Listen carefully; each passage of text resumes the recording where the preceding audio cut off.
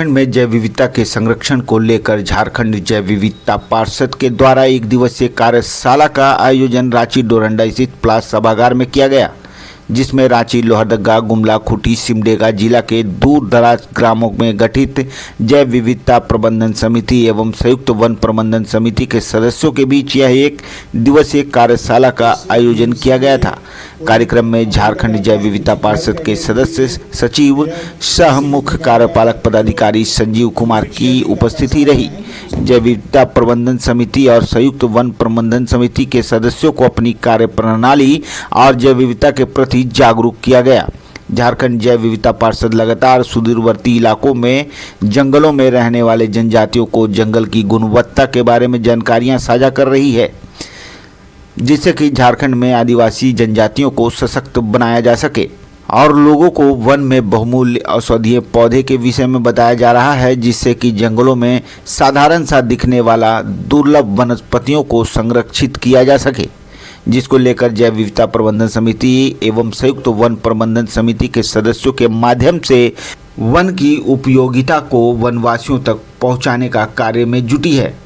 झारखंड जैव विविधता परिषद का यह मानना है कि झारखंड के जंगलों में काफ़ी दुर्लभ जन उपयोगी वनस्पतियां हैं, जो जानकारी के अभाव में निरंतर नष्ट हो रही है। अगर हमें इनकी पहचान होगी तो हम इनका बड़ा लाभ उठाकर वनवासियों की दशा और दिशा को परिवर्तित कर सकते हैं।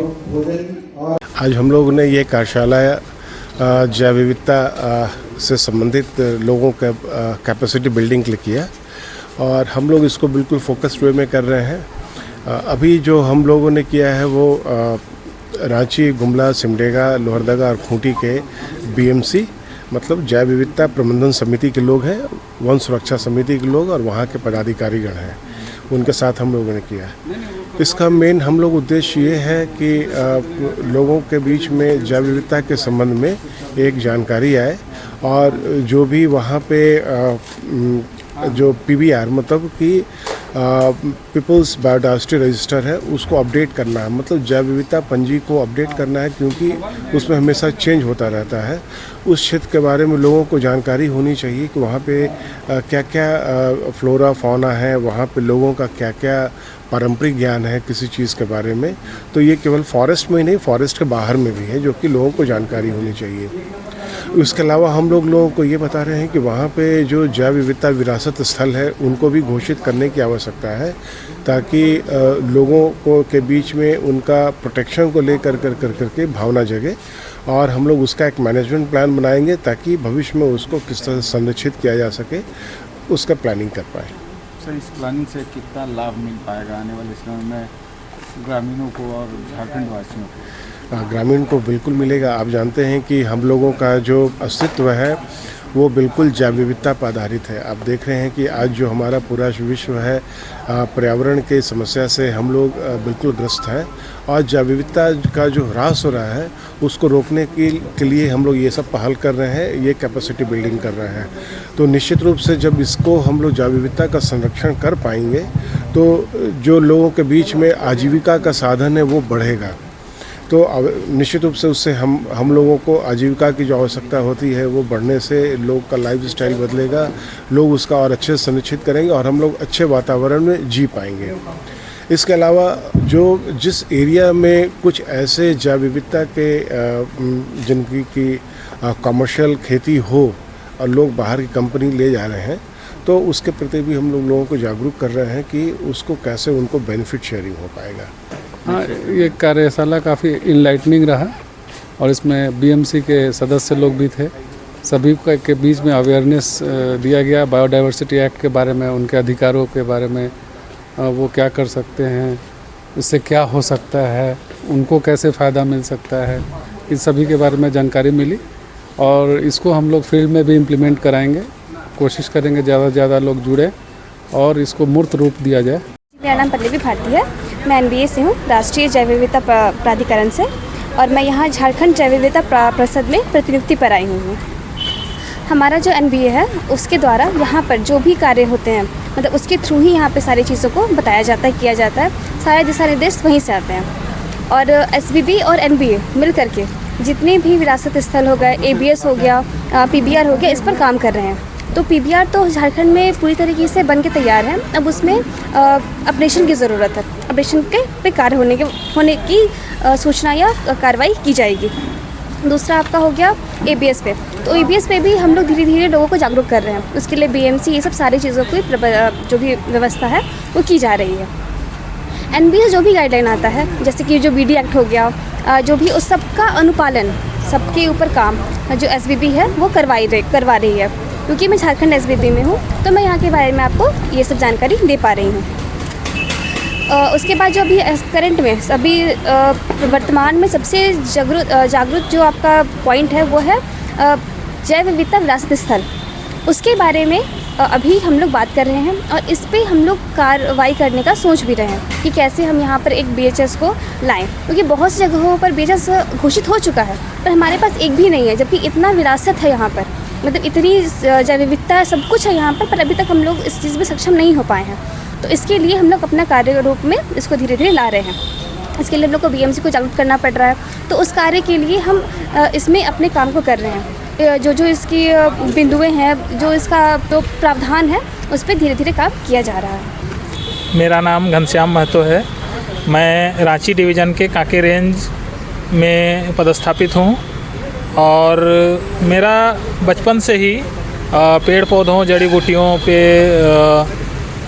फोकस रहा है। मैं बचपन से ही इस विषय पर इंटरेस्टेड हूँ और मेरा बचपन भी बीता है जंगलों के बीच में। तो वहाँ से जो एक लगाव जो जुड़ा मेरा वो अभी तक बना हुआ है। और जब मैं इस विभाग में आया तो मुझे लगा कि मैं अपने सबसे मनपसंद जॉब में आ गया हूँ। तो यहाँ आने के बाद बहुत सारी चीज़ें नई नई सीखने को मिली। पहले केवल मैं जड़ी बूटियों पर ध्यान केंद्रित करता था, लेकिन अब जो है पर्यावरण, बायोडाइवर्सिटी से उनका संबंध, पौधों और जीव जंतुओं का आपस में संबंध, इनको समझना शुरू किया और वर्तमान में मैं इस पर काम भी कर रहा हूँ। बायोडाइवर्सिटी बोर्ड की ओर से हमें प्रोत्साहित भी किया गया है और मैं इस पे अभी डॉक्यूमेंटेशन का काम भी कर रहा हूँ। करीब मेरे संग्रह में वर्तमान में लगभग 700-800 पेड़ पौधों की स्पेसीज हैं, जिनका मैंने स्थानीय नाम के साथ साथ बॉटनिकल नाम यानी वैज्ञानिक नाम की जानकारी है, उनके उपयोग की जानकारी है मुझे। और इनको मैं गांव वालों से कुछ सीखता भी हूं और गांव वालों को बताता भी हूं, ताकि वो उनका संरक्षण भी करें और उनसे फ़ायदा भी लें। जी, मेरा नाम अरुण कुमार महली हुआ। मैं ये कांके अरसंडे पंचायत से हूँ और वहाँ के प्रबंधन समिति का मैं अध्यक्ष भी हूँ। तो और कार्यशाला में आए आप? जी, मैं आज यहाँ कार्यशाला में आया। वही ये समिति के साथ ये जो पार्षद रांची के जो थे, हरिशंकर जी थे, इससे पल्लवी जी से, लोगों से मुलाकात करके पहले भी मैं मीटिंग आ चुका हूँ और बहुत ही अच्छा मतलब मुझे ये लाभ मिला है। और यहाँ तक ये जो BMC है वाकई में बहुत अच्छी है।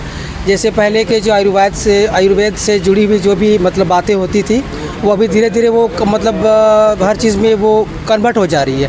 तो हम लोग उसको फिर से मतलब जागरूकता अवेयरनेस के रूप में लाने का प्रयास कर रहे हैं और घरों घरों तक पहुंचाने का प्रयास कर रहे हैं, जो हम लोगों को बहुत अच्छा लाभ भी मिल रहा है। कांके प्रखंड ग्राम बाड़ू के मैं रकीबुल अंसारी। ये जब शुरुआत हुआ था जैव विविधता, तो किसी को पता नहीं था कि क्या चीज़ है, लेकिन धीरे धीरे ये लग रहा है कि आने वाला दिन में लिए सबसे अच्छा चीज़ है। क्योंकि पर्यावरण को अगर हम नहीं बचाएंगे तो आने वाला दिन में हमारा ऑक्सीजन भी ख़त्म हो जाएगा। ऑक्सीजन हमको शुद्ध नहीं मिलेगा तो हर तरह की बीमारी हमारे शरीर में इंक्लूड हो जाएगी। ये हमारे सर जो है इस बायोडाइवर्सिटी के सर जो है हरिलाल सर, ये हर एक पंचायत के जितने भी अध्यक्ष हैं हमेशा ये कोऑपरेट करते आए हैं। जब से ये इसका दिसंबर में जो मीटिंग हुई थी उसमें भी इनका बहुत बड़ा योगदान था। ऐसा ये 5 साल के बाद ऐसा लग रहा था कि ये क्या चीज़ है, इसको किसी को पता नहीं था। लेकिन हरिलाल सर जो है वो फ़ोन के माध्यम से जब सबको बुलाए और ये जब मीटिंग हुई थी, जब पहला मीटिंग हुई थी, उस समय लगा कि ये कोई चीज़ अच्छा चीज़ है। आज तो सर लोग की दुआ से ये पूरे झारखंड में हर कोने में ये चल रहा है कि बायोडायवर्सिटी क्या चीज़ है, नहीं है, सबको पता चल रहा है।